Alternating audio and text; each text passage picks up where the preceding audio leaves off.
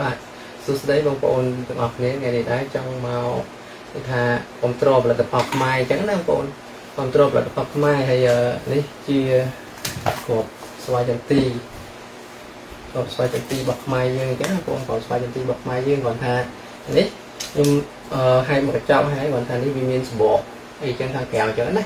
បងគេប៉ុន្តែរសជាតិវាឈ្ងុយឆ្ងាញ់ជាងស្វាយចន្ទីនេះក៏ស្វាយចន្ទីរបស់យើងណាគាត់ថាវាជារបស់ផលិតផលរបស់ខាងប្រទេសវៀតណាមអញ្ចឹងនេះគេបកឡើងសស្អាតអញ្ចឹងបងប្អូនតែរសជាតិរបស់យើងនេះគឺឈ្ងុយឆ្ងាញ់បែបធម្មជាតិហ្មងឈ្ងុយឆ្ងាញ់បងឯងសាក់បងមកនេះ logo អញ្ចឹងណាបងប្អូន logo ចន្ទីរបស់ខ្មែរយើង Cambodia Cashew Nut ណាហើយបន្តទៀតមានស្វាយដំណាប់ស្វាយអនេះដល់បងប្អូនពីច្រើនបានភ្លុកជាផលិតផលរបស់ខ្មែរយើងដែរអញ្ចឹងហើយដំណាប់ស្វាយនេះគឺមិនមានតែមុខហ្នឹងមានគិរីរុំណាប់ស្វាយគិរីរុំដូចចឹងទៅវាក៏ដូចគ្នាដែរមានពីរប្រភេទមានអាស្អីមានជាតិស្ករអញ្ចឹងបងប្អូននេះបោះខ្មែរយើងដែរបងប្អូនថាវាមានអក្សរកូរ៉េនេះវាងាយស្រួលក្នុងឡើងទីផ្សាររបស់កូរ៉េនេះ product of Cambodia ខាងក្រោយនេះហើយផលិតផលដាក់ barcode លេខរបស់កូរ៉េអញ្ចឹងណាពុកម្យ៉ាងដែរអញ្ចឹងទៅ5មុខហ្នឹងបងប្អូនអាចសាកល្បងបានអញ្ចឹងទិញតាម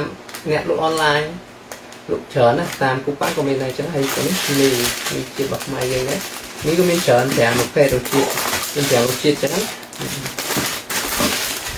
ណារសជាតិមានរសជាតិផ្សេងៗគ្នាអញ្ចឹងតែបងប្អូនអាចសាកល្បងបានអញ្ចឹងហើយឥឡូវខ្ញុំដូចជា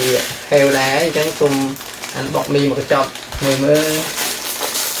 អញ្ចឹងណាបងប្អូនមីជាតិហ្នឹងហើយឥឡូវខ្ញុំសូម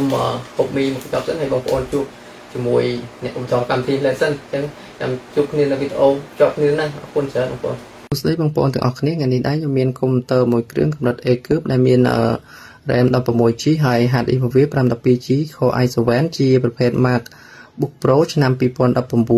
inch អញ្ចឹងបងប្អូនពណ៌ទឹកប្រាក់ស្អាតបងប្អូនហើយ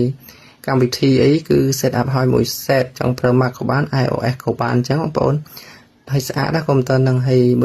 បើសិនជាបងប្អូនមានចំណាប់អារម្មណ៍អាចតាក់ទងបានណាហើយចំណែកឯតម្លៃគឺ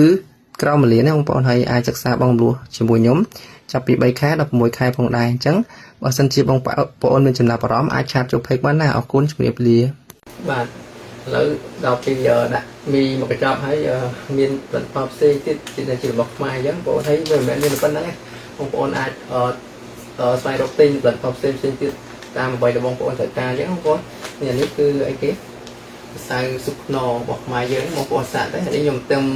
ទិញលើកទី1ដែរអញ្ចឹងណាបងប្អូននេះ Made in Cambodia Code អីប្រទេសកម្ពុជាយើងមានចុះជីទាំងអស់ហ្នឹងសិតតែចុះជីពាណិជ្ជកម្មអីត្រឹមត្រូវអញ្ចឹងបងប្អូនជេងសញ្ញាគេចានត្រូវែកជេនេះគឺជាផលិតផលរបស់ខ្មែរដែរហើយទឹកត្រីនេះបងប្អូនស្គាល់នេះទឹកត្រីអីគេរូបកងអញ្ចឹងណាបងប្អូននេះស្ករព្រោះថ្នោតរបស់ខ្មែរយើងនេះស្ករថ្នោតខ្មែរយើងនេះក៏ដូចគ្នាដែរស្ករថ្នោតអីចឹងទៅនេះក៏របស់ខ្មែរដែរនេះអញ្ចឹងណាហ្នឹងហើយហើយចុងក្រោយមាននេះក៏របស់ខ្មែរដែររបស់ខ្មែរបងប្អូនស្គាល់អីនេះគេអញ្ចឹងនេះដាក់ជាមួយចន្ទីនេះចន្ទីនេះ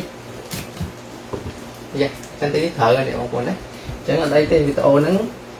ខ្ញុំគាត់បងប្អូនមើលអញ្ចឹងនេះហើយនេះសល់ពីកញ្ចប់ចាស់ហ្នឹងមកប្រអប់វាមក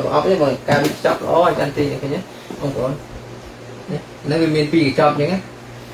ញ្ចឹងទេសល់ពីថ្ងៃមុនអញ្ចឹងខ្ញុំសូមអាហ្នឹងនេះដាក់ជាមួយផលិតផលស្វ័យចន្ទីខ្មែរយើងអញ្ចឹងបងប្អូនអញ្ចឹងវីដេអូហ្នឹងមានប៉ុណ្្នឹងឯងបងប្អូនអញ្ចឹងអរគុណច្រើនជម្រាបលាជួបគ្នាវីដេអូក្រោយ